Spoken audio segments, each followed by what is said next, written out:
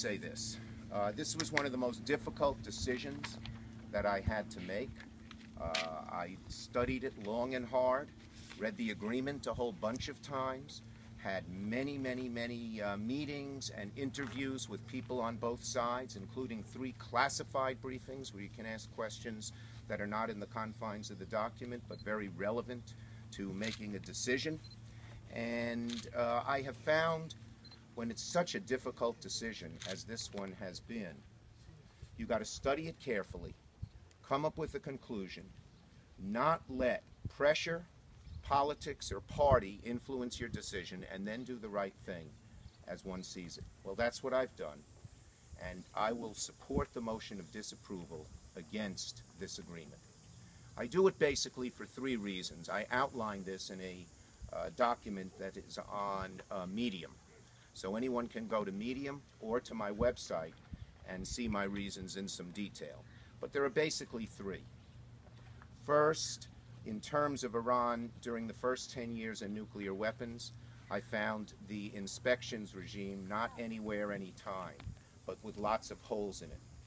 Particularly troublesome, you have to wait 24 days before you can inspect. That will allow some of the radioactivity to be seen, but not non-radioactivity that goes into building a bomb, all the kinds of other things you need. Second, this codifies Iran being a threshold nuclear state after 10 years.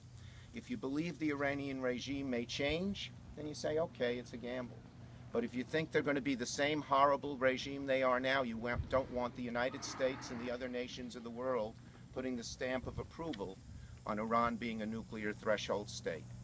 And then there's the non-nuclear parts.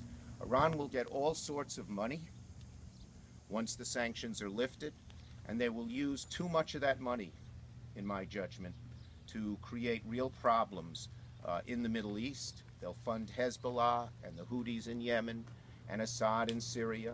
They will also be able to use it to build an ICBM, which could only be aimed at the United States since they have enough missiles to reach Israel and Europe. And so for all those reasons, I thought the agreement fell short. What is the solution? Some say the only answer to this is war. I don't believe so. I believe we should go back and try to get a better deal. The nations of the world should join us in that.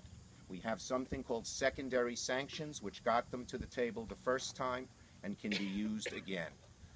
This deal has too many flaws to support, and therefore I must oppose it. And one final point. A lot of this is a question of judgment. It's a close question. I don't begrudge anyone who sees it the other way. And the judgment that I came to, I think if you think the Iranian regime will moderate over the next few years, then it's probably a good deal. Then maybe they won't cheat to build a weapon or get close to a weapon in 10 years, or build one or get a threshold place for a nuclear weapon after 10, or create all the trouble that they've created in the past. But this regime, this ugly, dictatorial, theocratic regime, has held on for 35 years.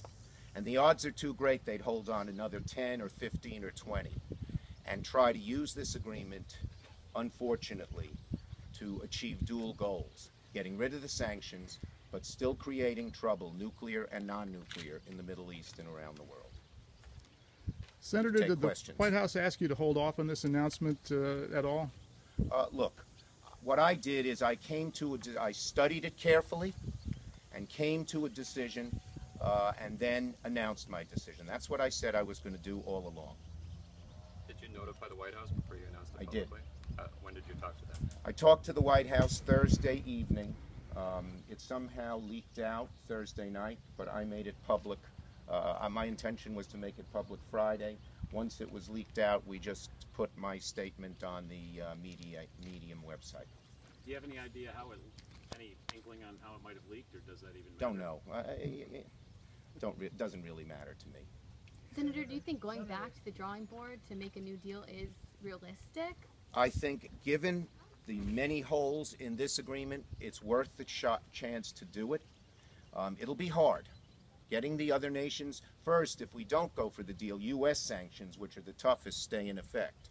But so do secondary sanctions. And the secondary sanctions say to a big bank like HSBC or a country like France, if you can either deal with the United States or Iran. If you deal with Iran, say Total, the big oil company, has a contract with Iran, they can't deal with the United States. That's pretty powerful. Do you think the rest of the powers might just say to hell with you Well, I and go hope deal not. with them They have an themselves? interest in seeing a non-nuclear Iran, and they came to the table the first time for that reason.